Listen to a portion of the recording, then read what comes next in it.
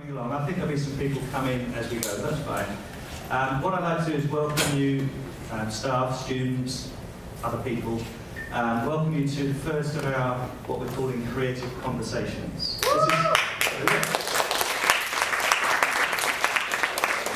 Okay, so what I'm going to do is I'm going to sit down, this is the conversation, we're going to do this a sort of chat show kind of thing, and I'm going to invite Har up to talk to us. Har, do you realise you're probably one of the most recognisable women on campus at the moment, because you've been on screens for the last week, and over, I keep seeing your face every time I walk around. So listen, let me just start off by saying, one of the most exciting things for me, living and working in Vietnam, is the amazing and continual change that we live in. The place is always changing. You go away for 6 months, you come back, it's different again. As head of a school of communication in Vietnam, the challenges and possibilities therefore are really exciting. We have to get, the actual reason for me coming to Vietnam was because of the possibilities of running a design school and communication school here in such a changing country. But still a lot of work to do. My ambition is to make our school, School of Communication and Design, one of the most well-known and respected schools in Vietnam for creative and communication subjects. I think we're doing quite well. I think we're doing quite well in Ho Chi Minh City. We've got a long way to go in Hanoi, and we've got a long way to go in the rest of the country as well. But to do that, we need to do three things, in my opinion. We have to produce the exact right mix of programs and courses. When I got here 3 years ago, we didn't have the right mix. We had a funny design program that didn't do much design, did a lot of film. We've now got a new design program, which is very, very popular. We had a communications program that was just about doing either advertising or PR, but it wasn't about doing both. So that's things we've got to change as well. We're just introducing a new film and video degree next year. It's just going through the proposal stage at the moment. So we've got to get all our programs, and not just the programs, but the courses within them, we've got to get them perfect. And most importantly, we've got to get them up to date. It's very easy in a university for things to get left behind. So as the industry changes, which we're going to hear about today, we've got to make sure that our programs and our courses are changing too, so that when you guys graduate, you don't come up for a big surprise and find that the industry is totally different to what you've just been taught. So that's important. The other thing that's a bit of a problem is that you in this constant land of change, your generations are changing. So your parents are quite often very different to you, and their parents are really, really different to you. So out of all the students in the room, and this is one thing I keep hearing, but out of all the students in the room, I wonder how many people have had an argument with their parents about doing design or communication. Most often, half the people in the class do. Because your parents all want you to do business, because that's where all the sensible careers are. Okay? And they come to RMIT to do business. I still hear people saying that, oh, you do fashion at RMIT, do you? Oh, you do design. I thought it was a business school. So we've still got that reputation to lose. I'm not saying there's anything wrong with business, but why do people in the past think that doing design or fashion or something like that is trivial? It's not serious. It's not a real career option. Okay. So, let's see if this works. Cool. So imagine my surprise and delight when a year or so ago the government produced a report which talks about a national strategy for cultural industries in Vietnam. And it talks about a strategy from 2020 to 2030. So that's exciting. Your government's taking it seriously. Even they believe that there's a great future for creative industries in this country. This was in the report. This strategy is driven by a single vision for Vietnam to be a major centre and market leader for cultural industries in Southeast Asia. It goes on to say it wants to be by 2030 globally recognised for having a great creative economy. That's hopeful. So this is all stuff that you can think of in your future as yes, there is going to be careers out there, and what are the careers going to look like? They identify, I won't go through them all, but they identify 13 priorities for this country. And look at the names in there. We've got advertising, we've got design, fashion design, product design, communication design, film, video, all these things that I'm trying to get our courses and programs ready for. So this is all the stuff that your government and your country have identified as being important for the next 10 years. And the last one I'll show you is to establish a set of high-profile clusters in Ho Chi Minh City, Hanoi and Da Nang. Now we have campuses in all three of those locations. So our presence in Hanoi is very low at the moment, and that's my priority for the next couple of years, is to grow it in Hanoi. People keep saying to me, and Ha will be the best person to tell us about this, people keep saying to me, don't go to Hanoi, don't take design to Hanoi, don't take fashion to Hanoi, because there's no market for it. There's no businesses there. I don't get that, I don't buy that. Maybe there isn't at the moment, but there's so many people there, so many industries who still need the services that these guys provide. So why is there no businesses there? There is some businesses there, it's not like there's none. But is there enough to support students graduating? There must be, it's a major capital city. So I don't believe that, and I'm going to take design there and fashion there. Because I think what will happen is that you guys will leave your colleges and you will do startups and form your own companies, a bit like what Ha's going to tell us about. And that's going to be the future industry in Hanoi, and the future industry here, and the future industry in Da Nang. So that's the exciting future I think is going to exist. But that's just my gut feeling. Maybe I'm totally wrong. And what we're here today is to find out if I'm totally wrong or if there's some truth in it. So with that, I'd like you to welcome Ha up to the chair.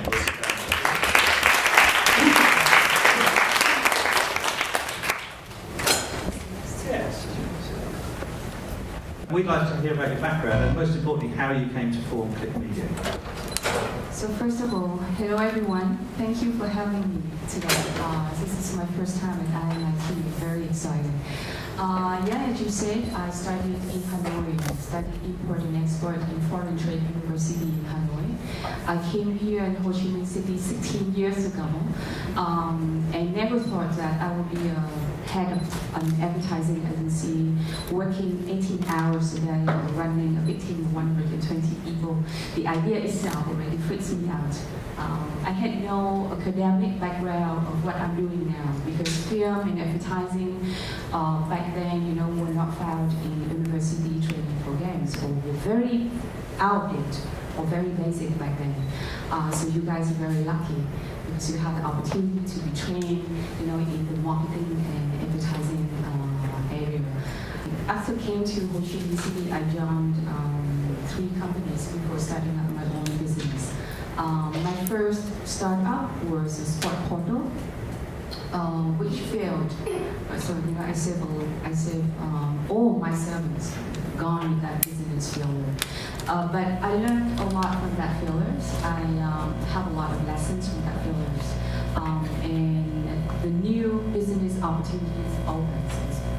As one said that one door closes, the other door opens. So here's the story. I started my sport portal and I built the sport communities. It was very successful sport communities of 200,000 people across all kinds of sports, from football, from basketball, swimming, golfing. However, when it came to monetizing, I got a big challenges because back then, 10 years ago, everyone just talked about digital banners. The digital banner was the most popular ad format on digital channel. So they treated digital ad as very one-way communications, very much as a slot on the TV, a slot of TVC on TV. But what I'm selling, what I sold was communities benefit and also content sponsorship.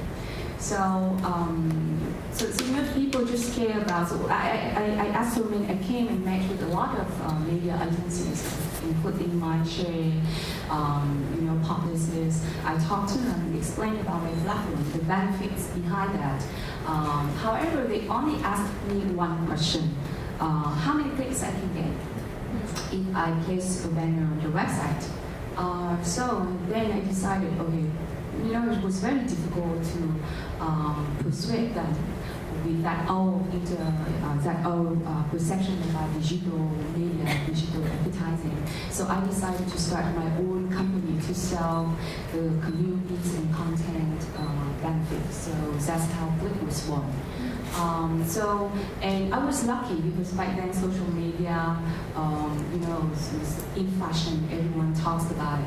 Everyone talked about it. People wanted to invest money in social media, and Click was the first social media agency 10 years ago, and we were different from other digital agencies who mostly produced websites.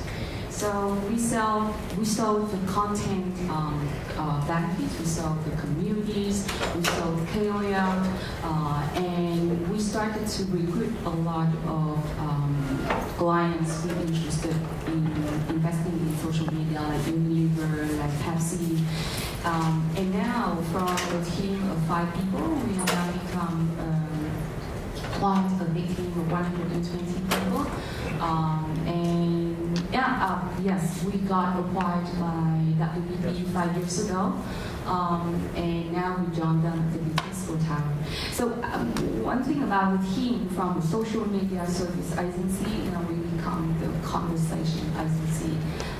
So we produce and we develop a team mastering in all fields of communications, from creative, mobile, digital production, from social media and e-commerce. And we also have a Macaron studio, which is an in-house studio. We produce a lot of digitally interactive formats, and we invested in R&D team for all the latest technology trends, and we built and we own the platform ourselves for more sustainable business solutions such as Wi-Fi ad network or KOL.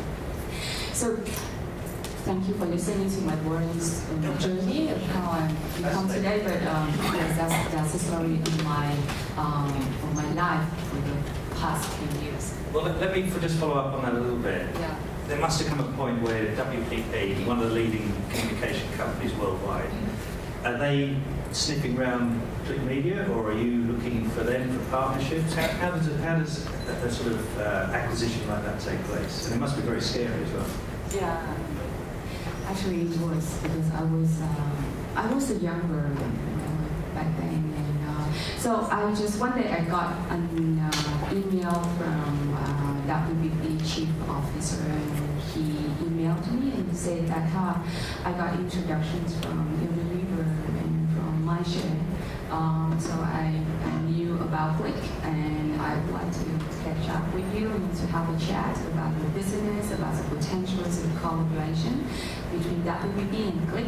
And I even didn't know that, I didn't know much. Of course, I knew that WPP is a holding company, and underneath there are a lot of advertising agencies and social media agency group and the biggest media agency in the market. However, I didn't know much information about WPP group, so I was so brave. If I really didn't know too much information, so maybe I would like a different decision. So it just came to me, and we talked, and after 2 years dancing, with all the due diligence, asking a lot of questions about the clients, potentials, the teams, my plan, and all that. So we decided to get married. Okay. Yeah. Okay. Well, look, and I do firmly believe in the idea of startups. There's already some happening. We have a group of students, alumni now, from design who form their own film company, Yolo Pictures. They're doing really well now. And I think more and more, people will go out and see some of the agencies, see some of the work that's going on, and decide that that's not for them. And why not fall together with a few friends who are really good at what they do and form companies. In terms of startups in creative and communication industries, do you think starting up a creative company is different from maybe starting up a different kind of business? This is a very good question. I got it all the time. I think that there are something very much similar to other industries, like manufacturing or in other industries.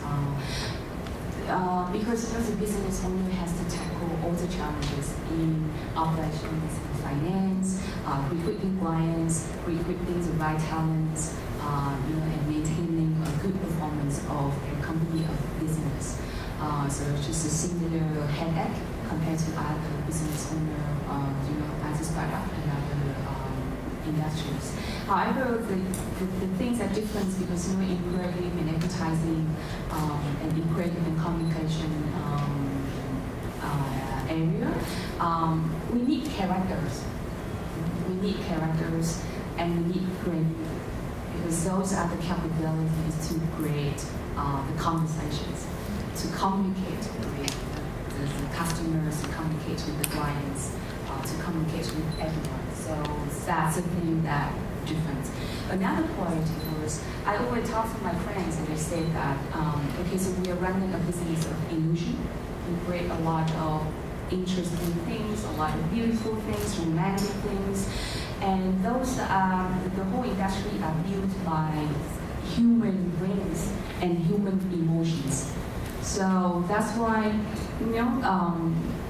I think that the leadership, strong leadership, is very crucial in a startup, a creative and communication startup, because the system or machine cannot replace the human being. Right? So when we have good talents, we're going to have good business. The outcome of an advertising or creative agency depends much on the talents that agency have. So good leadership is really, really crucial for a creative and communication startup, according to my opinion. And that leads me on nicely to, in terms of why we're listening to you, we very much keep in touch with industry, whether in communication, design, fashion. I'm sure the business school does the same.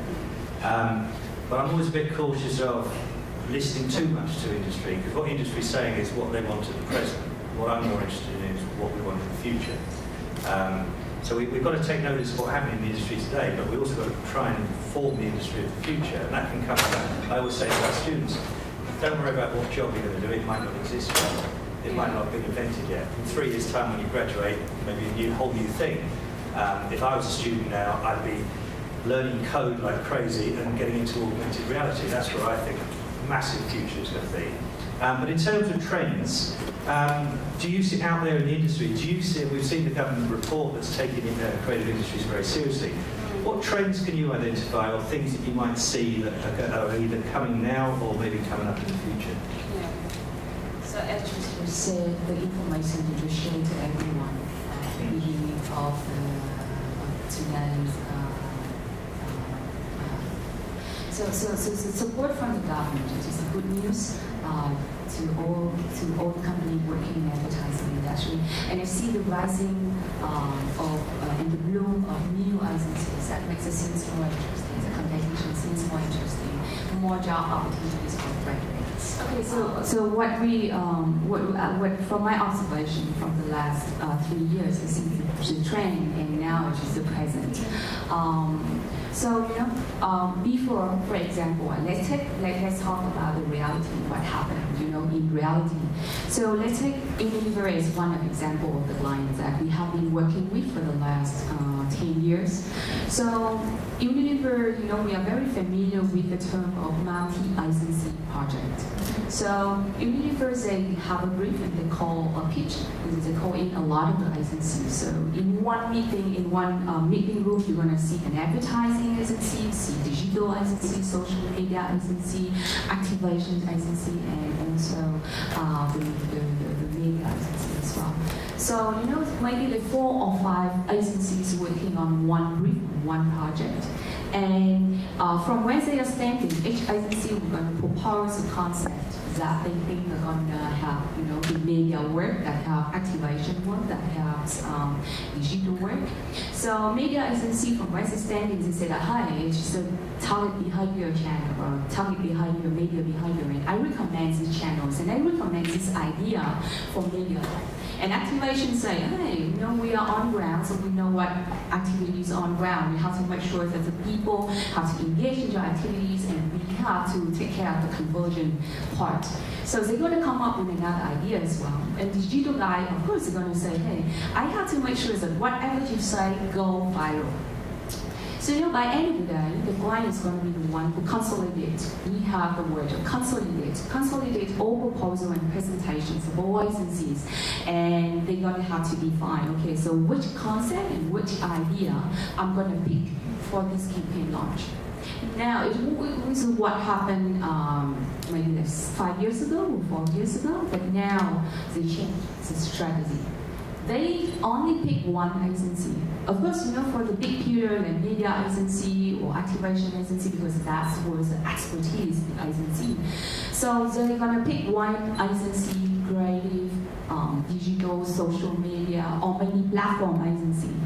Whoever can answer the question or can give the solutions for the problems that they're having, they're going to pick that agency to be the agency partner to work with for the campaign launching, for always on social media strategy. So they are very much after, they're more practical, more experienced when it comes to digital and creative field. They're more practical, and they're gonna, they want to shorten the process, they want to save more time, and they're gonna work with agency partner who can give the solutions. So the bottom line was, nowadays, the boundaries between media agency, digital agency, social media activations, there's no boundaries, there's no lines.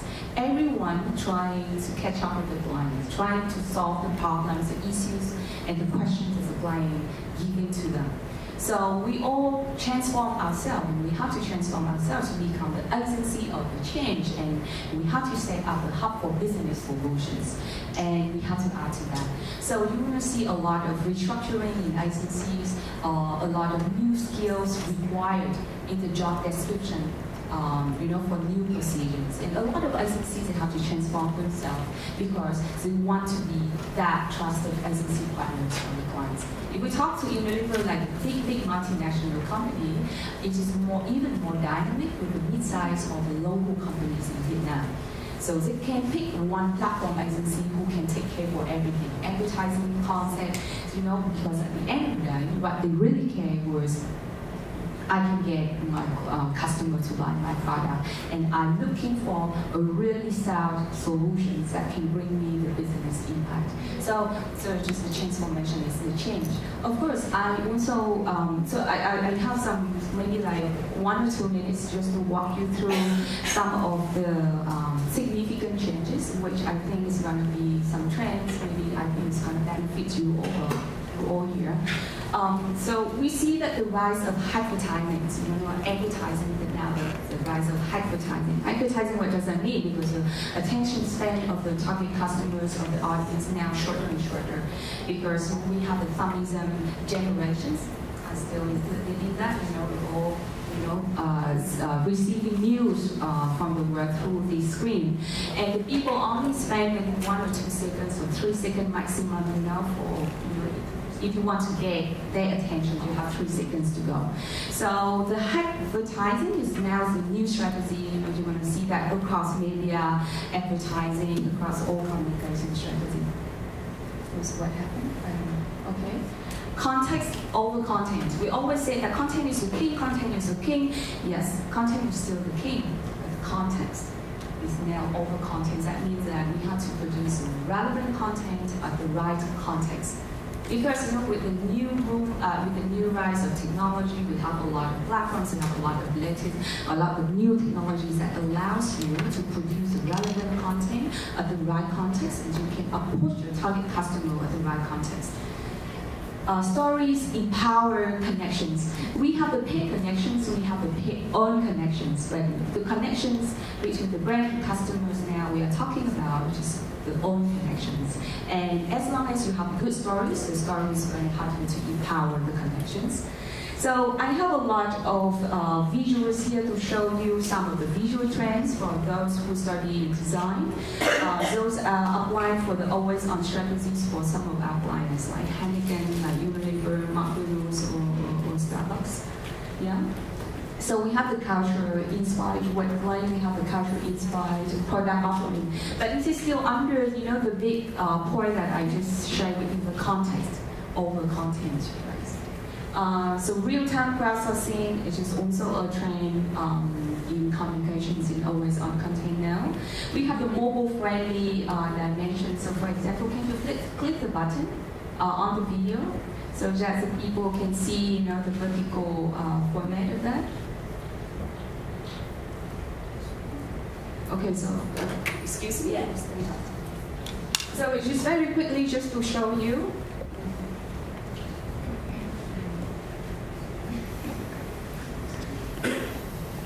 So for example, all the contents that we produce now is just a vertical format. If you want to produce the content on Instagram, on Pinterest, or on Facebook, this is all in vertical format. Yeah. So you're going to see a lot of examples later on. Or maybe it's vertical storytelling, you know, through the screens here. It's just one example of a product. It's okay. We have the flat play, still a trend of design. We talked about flat play 2 or 3 years ago, but now it's still happening. I can give like those slides to you guys, and you can, you know, access to, your library. And we have the 360 entertainment. What happened with all the new innovative formats, because new innovative format allows the brand to tell the branded information in a more interesting way. So we have the people, so you know, this is all about the competitions. We have to get the attention from the target customer. So every brand, they try to produce more innovative formats when it comes to always on conversations on Facebook, on Instagram, on Pinterest. Yeah. It's just a process of, 360 process that we have built. It's just a screen manipulation 2.0. We did a lot of these things for our clients. Yeah. So you see now with the pictures on Facebook, everything is moving. No one stands still. Nothing stands still. Or maybe it's a multi-frame overlay. So these are some trends for the designers you should know about. Yeah, or projection background, or something very simple with the mini games. Even when people say that, hey, I want to produce a mini game on Facebook, which is what we want to do with the mini game. Very simple, but at the same time, very interactive. Yeah, sketch on. It is a style for the usual user-generated content. Yeah. Comparative slider. Yeah. Anyway, and also it's color isolations, or maybe animated typo, like what